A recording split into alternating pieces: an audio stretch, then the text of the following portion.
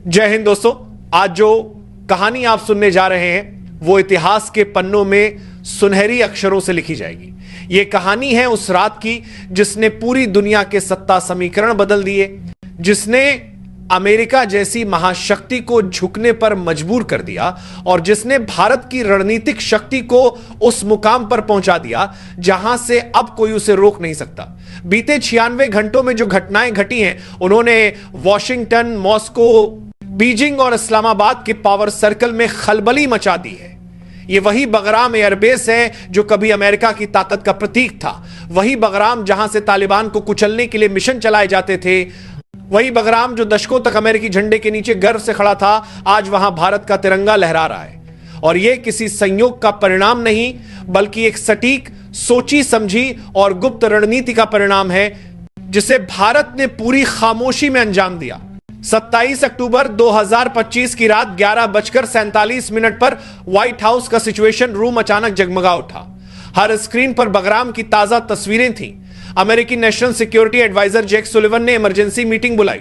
उनके सामने satellite images रखी गईं, जिनमें दिख रहा था कि बगराम के नॉर्दर्न रनवे पर 2 भारतीय वायुसेना के चिनूक हेलीकॉप्टर उतर रहे हैं। हेलीकॉप्टर्स पर रेड क्रॉस का निशान बना था, जिससे यह भ्रम पैदा हुआ कि भारत कोई मानवीय सहायता मिशन चला रहा है। लेकिन अमेरिका नहीं जानता था कि यह कोई राहत मिशन नहीं, बल्कि भारत के ऑपरेशन डीप रूट का पहला चरण था, एक ऐसा मिशन जिसकी प्लानिंग महीनों पहले शुरू हो चुकी थी। इतना गुप्त कि भारतीय कैबिनेट के सिर्फ 3 लोग ही इसके बारे में जानते थे। इस कहानी की नींव अप्रैल 2025 में रखी गई थी, जब भारतीय रक्षा मंत्री राजनाथ सिंह ने अफगानिस्तान की राजधानी काबुल में तालिबान के उप प्रधानमंत्री अब्दुल गनी बरादर से गुप्त मुलाकात की थी। उस मुलाकात में भारत ने एक ऐसा ऑफर रखा जो तालिबान के लिए किसी वरदान से कम नहीं था।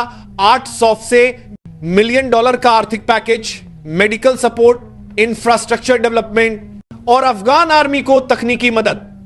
बदले में भारत ने सिर्फ एक शर्त रखी, बगराम एयरबेस पर भारतीय सैन्य उपस्थिति की मौन सहमति।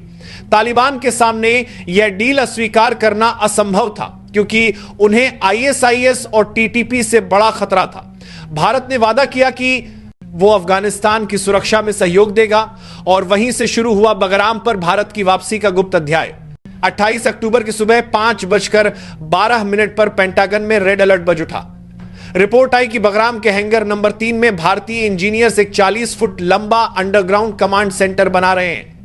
इसकी दीवारें 3 फुट मोटे स्टील कंक्रीट से बनी थीं और उसके अंदर Elm 2084 multi mission radar system install हो रहा था। वही रडार सिस्टम जो इजराइल ने 2024 में भारत को ट्रांसफर किया था। उसी वक्त सीआईए की रिपोर्ट आई कि पिछले 72 घंटों में 18 भारतीय बादा C-17 ग्लोबमास्टर प्लेन्स बगराम में उतरे हैं, जिनमें डार्डियो के advance weapon systems, Heron MK2 और प्रीडेटर ड्रोन यूनिट्स शामिल थी।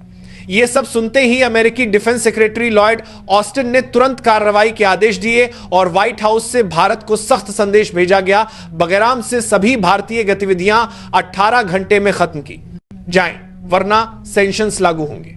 इसके साथ ही मिसूरी बेस से 2 स्पिरिट बॉम्बर्स बगराम की ओर उड़ान भर चुके थे। लेकिन भारत जानता था कि अब समय चुप्पी का नहीं, जवाब का है।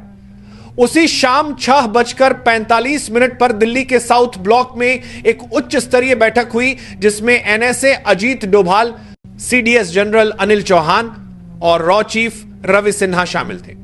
तीनों ने एकमत होकर फैसला लिया, अब ऑपरेशन डीप रूट का दूसरा चरण शुरू होगा। इस बैठक में तय हुआ कि भारत अब खुलकर नहीं, बल्कि कूटनीतिक ढंग से अमेरिका को चारों खाने चित्त करेगा।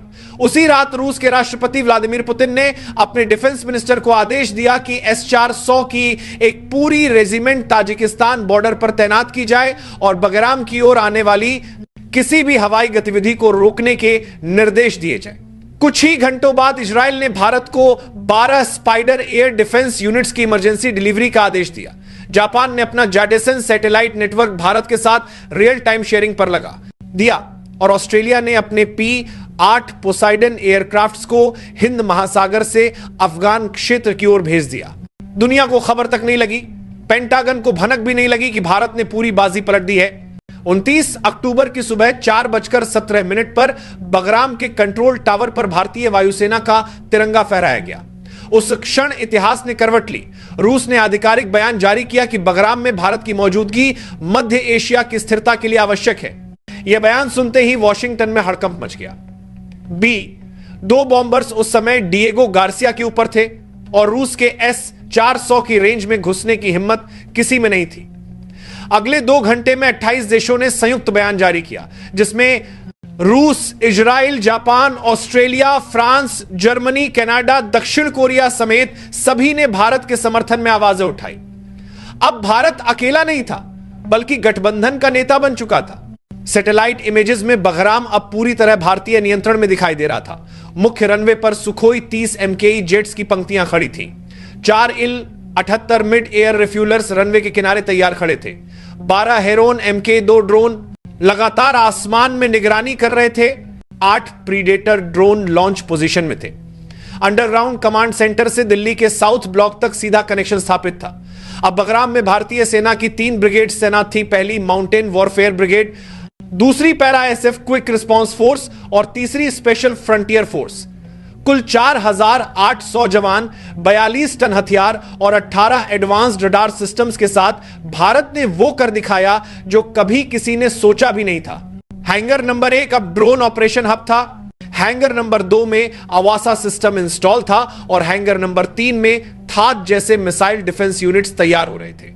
अब अमेरिका के पास कोई जवाब नहीं था। बीते 36 घंटों में बगराम से 14 अमेरिकी C-17 ग्लोब मास्टर प्लेन्स भागते हुए रवाना हुए। उनमें लोड थे 8 MQ रीपर ड्रोन के पार्ट्स, 4 ANTPY रडार यूनिट्स, 12 थाद मिसाइल कंपोनेंट्स और 44 टन गोला बारूद। अमेरिकी सैनिकों को सिर्फ 4 घंटे में बैरक खाली करने पड़े। अमेरिकी कमांडर को लिखित में स्वीकार करना पड़ा कि बगराम अब हमारे नियंत्रण में नहीं है। व्हाइट हाउस की प्रेस सेक्रेटरी ने इसे प्लान रोटेशन बताया, लेकिन सैटेलाइट इमेजेस ने उनकी झूठी सफाई को उजागर कर दिया। अमेरिका की हार साफ दिखाई दे रही थी। बी, 2 बॉम्बर्स को गुआम की ओर डायवर्ट कर दिया गया और ट्रंप प्रशासन पूरी तरह शांत हो गया। यह जीत सिर्फ बगराम की नहीं थी, यह भारत की नई रणनीतिक नीति की जीत थी। अब भारत किसी के आदेश का इंतजार नहीं करता, बल्कि खुद विश्व मंच पर अगुवाई करता है। भारत अब सिर्फ दक्षिण एशिया की शक्ति नहीं, बल्कि मध्य एशिया से लेकर इंडो पैसिफिक तक की रणनीतिक धुरी बन चुका है। बगराम अब भारत का आंख और कान दोनों बन गया है।